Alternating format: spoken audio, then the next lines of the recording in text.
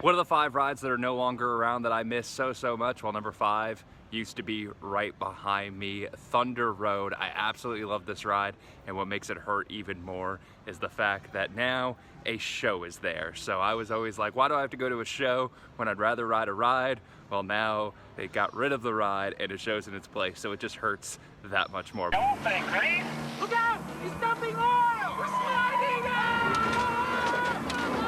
For those who don't know what Thunder Road is, it was a simulator ride that you looked at a screen and you were chasing after, you were part of the police. It was so much fun. It had great jokes. It was just a fun experience that I really miss and wish that it was back. Number 4 is the one ride on my top 5 that I haven't ridden, and that's Volcano at King's Dominion. I never got to ride this thing. I wish I was able to. I've heard it was great things. It was always down. I've also not been to King's Dominion in my memory. My parents took me when I was younger, but I have not been in my memory. It looks like an incredible ride. People say it's so much fun. Just sadly one of those things that I never got the chance to do. Oh, dude.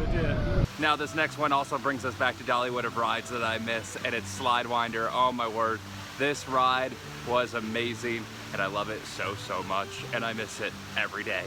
And if you've never been on Slidewinder, you're missing out. Imagine this ride where you hike up a mountain and you're happy to do it because the ride is that incredible. You fly down a hill in this like foam pit that they made there, and you raced against people. You caught airtime off of a drop. You just weave through the mountain. It was so much fun.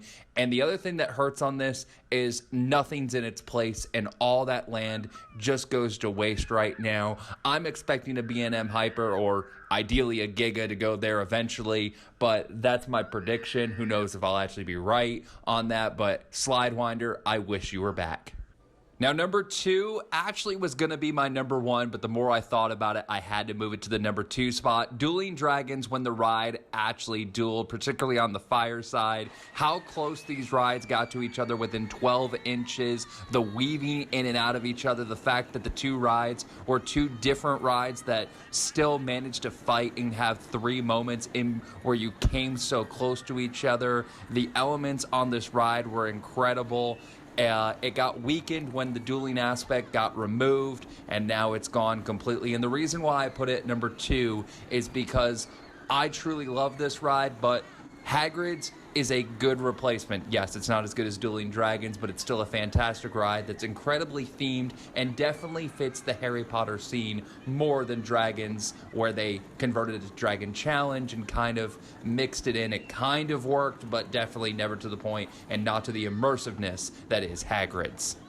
An honorable mention, and this is an honorable mention because I never rode it, Son of Beast. Now, had I rode it, I'm sure I would be glad that it's gone and don't miss it at all, but because of the mystique and almost mythology at this point, since it's closed, it's gotten more love since it's closed than actually when it was open. I just wish I would have been able to ride Son of Beast, because it was one of those things that you're like, oh, I'm never going to get to do that. Now, what everyone says is you got beat beyond all belief and it was painful and it wasn't a good experience, so I get why it's gone, but it's one of those things that I wish I would have been able to ride, understanding that it's an honorable mention because if I rode it, I wouldn't miss it at all from what everyone says.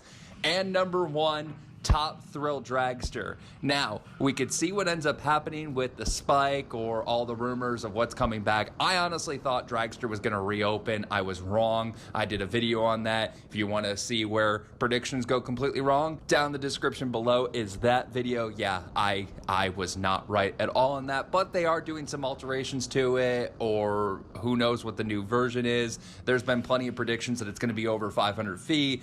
I'm going to leave that for a different day based on more content coming out. But Dragster itself, 0 to 120 miles an hour in under 4 seconds was just incredible. It was a short ride, but it was such an amazing ride that 18 seconds just felt worth it, even if you waited in a couple hour line.